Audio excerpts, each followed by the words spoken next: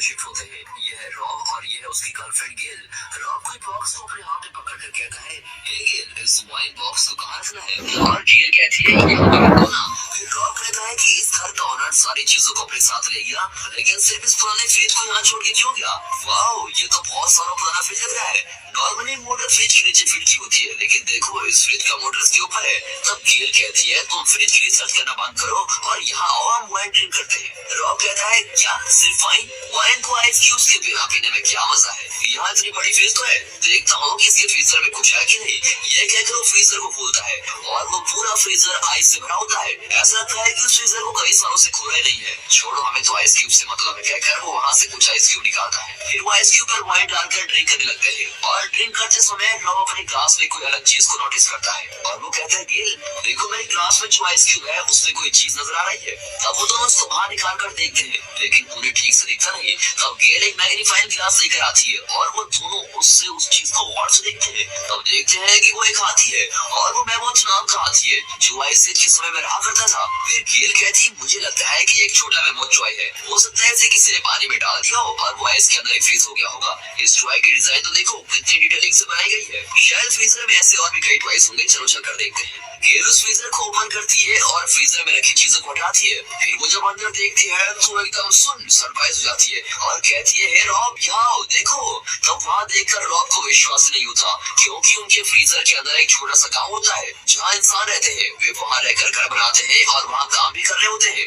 यानी उस फ्रिज के फ्रीजर में एक पूरी सिविलाइजेशन है, लेकिन उस दुनिया में रहने वाले लोगों के लिए समय बहुत ही तेज चल रहा होता है और वे सभी फास्ट मूव हो रहे होते हैं। अब रॉब और गेल सब देख रहे होते हैं। तब गेल कहती है, ऐसा होना तो पॉसिबल नहीं है। और रॉब कहता है, हाँ यार, हमारे फ्रीजर में एक छोटी सिटी है और इनके बने हुए घरों को देखकर मुझे लगता है कि ये लोग अब मेडिवल पीरियड में है, यानी मिड एज में होंगे। अगर अपने ईयर्स के हिसाब से देखा जाए तो इनके 500 या 1000 ईयर चल रहा होगा। अब रॉब की आइस क्यूब में जो मैमोथ मिला था वो एक टॉय नहीं बल्कि सच में एक मैमोथ है जो उनके फ्रीजर की दुनिया में रहा करता था। गेल कहती है, ये मैमोथ इनकी न्यूट्रलिक एज का होगा और मरकर आइस में फंस गया होगा। रॉब पूछता है, क्या न्यूट्रलिक एज? तुम क्या कहना चाहती हो? और गेल कहती है, मतलब जीसस क्राइस्ट बॉर्न होने के हजारों साल पहले। रॉब कहता है, फिर उनके पीरियड में भी जीसस क्राइस्ट होंगे क्या? वो जवाब देती है, क्या पता, चलो पहले इसको काट देते हैं। और ये कहकर उस आइस क्यूब के मैमोथ को रॉब अपने हाथ में लेता है। सोचिए रियल लाइफ में मैमोथ कितना बड़ा होगा और इसे इसने अपनी उंगली में उठा रखा है, बताओ। अब उसे ले जाकर उनके फ्लावर पॉट की मिट्टी में गाड़ देते हैं और ये सब करने में वो 10 मिनट स्पेंड करते हैं। फिर वो फिर से अपने फ्रीजर में देखते हैं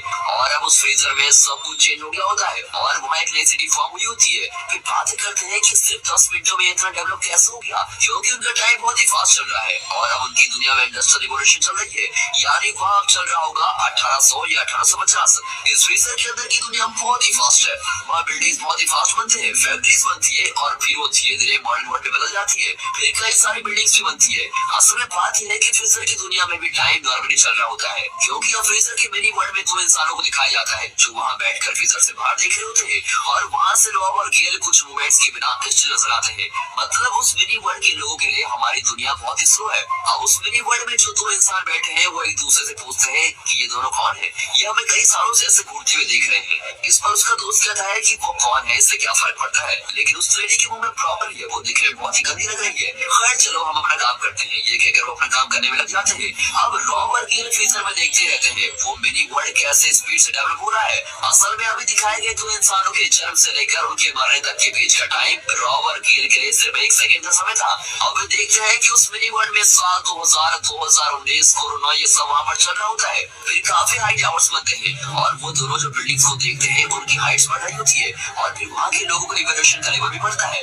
अब रॉब फ्रीजर के अंदर बड़ी ध्यान से देखता है, क्योंकि अब तक वहाँ जो चल रहा था वो सब हमारी दुनिया में ऑलरेडी हो चुका है, लेकिन इसके आगे जो उस मिनी वर्ल्ड में होने जा रहा है वो हमारा फ्यूचर है।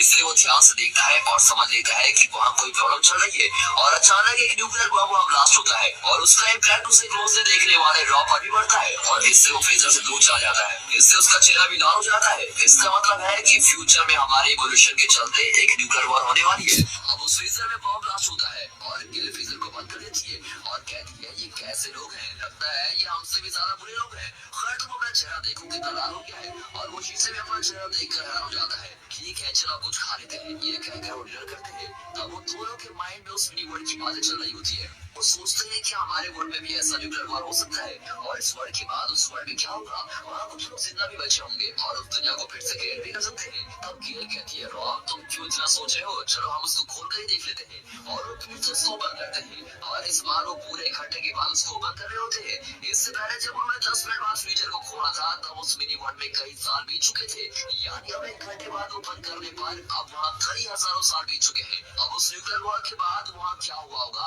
ये जानने के लिए वो दोनों फ्रीजर ओपन करते हैं। तब देखते हैं कि सच में कुछ लोगों ने बचकर उस वर्ल्ड को उन्होंने धीरे धीरे रिबिल्ड कर लिया है, और अब वहाँ के लोग एक नए लेवल पर इवॉल्व हो रहे हैं। और वहाँ आसमान में चलने वाली गाड़ियाँ, आसमान में ट्रैफिक सिग्नल और कई सारे डिफरेंट बिल्डिंग जो कभी नहीं देखे गए हो, ये सभी चीजों को देखकर वो दोनों सरप्राइज हो जाते हैं।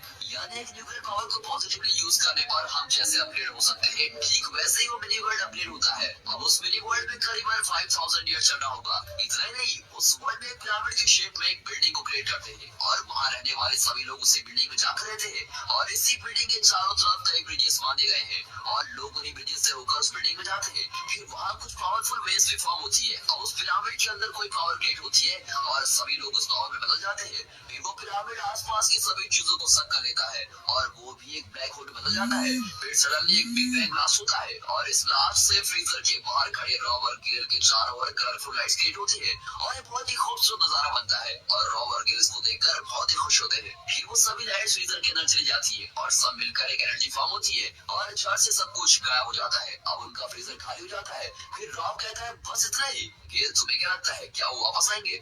और गेल कहती है रॉब मुझे नहीं लगता कि वो वापस आएंगे, चलो कोई बात नहीं, हमने अपने फ्यूचर को देख लिया जो कोई इंसान अब तक नहीं देख पाया है।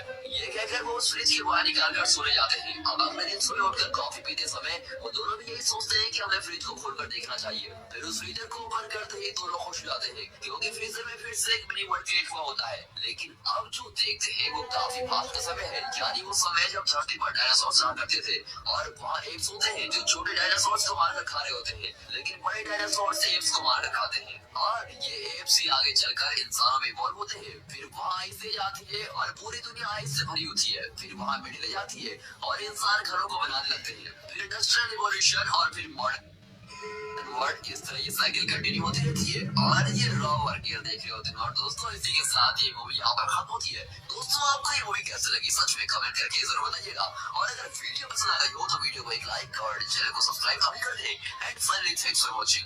दोस्तों